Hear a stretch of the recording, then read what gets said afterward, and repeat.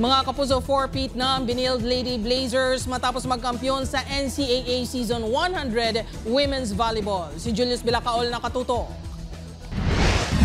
Bam Bam.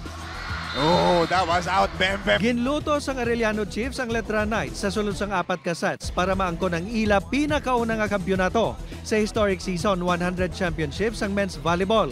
Sa pagpanguna sang ila setter nga si Adi Villados, nagbawi ang Chiefs sa ila kalutusan sa first set kag nagabante sa nagsunod nga 3 ka sets para makuha ang championship.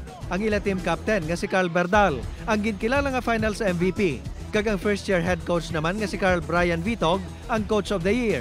Sa women's division naman, nakompleto sang Benilde Lady Blazers ang 4-peat o kung ika-4 nga sunod-sunod nga championship. Si Coach Onyok Getigan ang coach of the year. Sobrang hirap din ang pinagdaanan dahil nakatikim din kami ng talo eh. So lahat yun na-overcome. And yun nga, dahil nga double round robin siya, nakapag-adjust kami. May mga bago eh.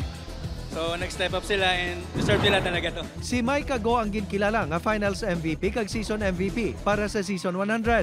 Yung finals MVP award ko naman po, lahat naman po kami nagtrabaho dito para din naman po to sa mga teammates ko. Nagtampong sa awarding ang mga miyembro sang NCAA Management Committee kag Policy Board, kag si Senior Vice President and Head of GMA Integrated News, Regional TV and Synergy, Oliver Victor Amoroso. Julius Bilacaol. 1.